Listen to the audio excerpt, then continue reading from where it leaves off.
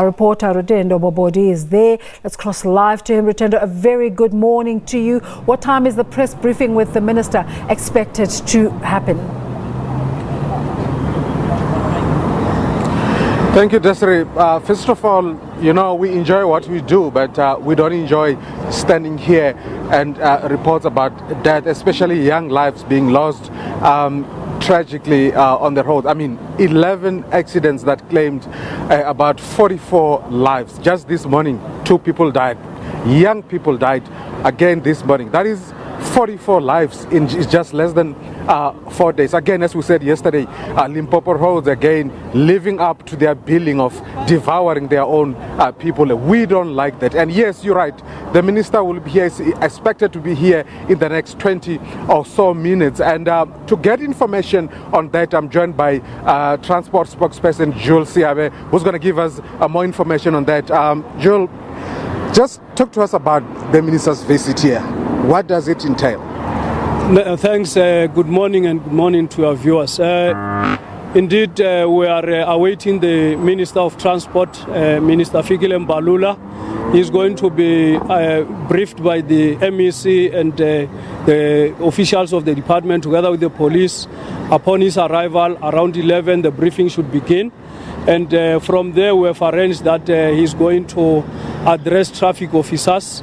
Right here where we are standing, later on it will be a battalion of traffic officers who will be receiving marching orders from the Minister of Transport.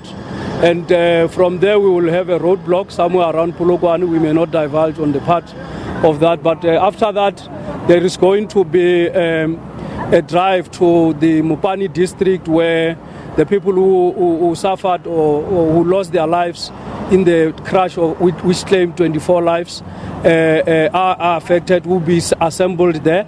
The minister is going to interact with them, perhaps those who are still in hospital, to wish them a speedy recovery, but also to pass message of condolences to the families that would be there, with the community of Arapidzi area and the affected areas, but also with the chieftaincy in that area, to also deliver his message of condolences and his position as the minister as to what is it that will be happening from now henceforth. Okay. But let's again talk about the accidents, especially the one that claimed about 24 lives. I mean, it happened on the R81, one of the best roads in the province. Wales are faced. What seems to be the prime cause of these crashes? Look, each and every incident of crashes would have its own merits and demerits. And safe to say that the rest of what comes out of the investigation will be briefed by the South African Police Service.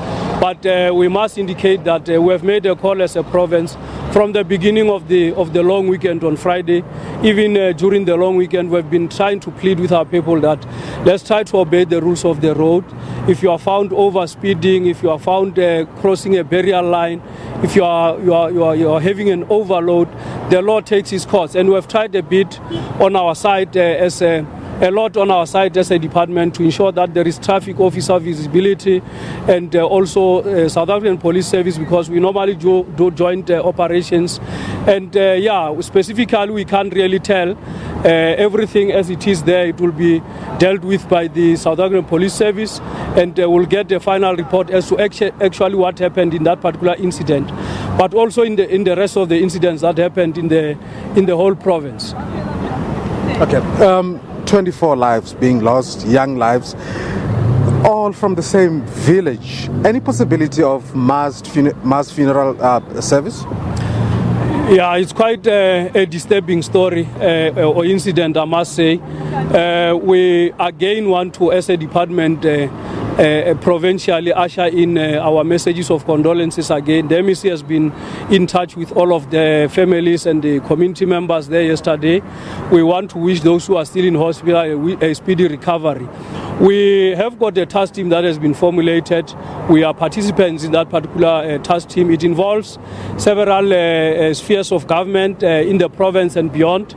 We've got the Department of Health on board, social development. You'd know that it will be important that the families receive psychosocial support even beyond the funerals. We've got the Mupani District Municipality involved. The Greater Letaba would also be involved, as well as a municipality locally responsible. Ourselves as Transport and Community Safety are on board. We are awaiting finality of as to whether the details of whether it will be a mass funeral or even a mass memorial service, but chances are very likely. We will be interacting with the representatives of the families. You will understand that because the matter is very sensitive, we are trying to give them as much space as possible for them to ascertain themselves and be sure that they want to do things the manner in which are being proposed to them. But there is a high chances of a mass funeral and most possibly a mass memorial service. Joel, as always appreciate your time. Thanks, sir. Thank you so much, Desiree. You heard the minister will be on a lengthy program in the province and will be hot on his heels and will be following him everywhere he goes.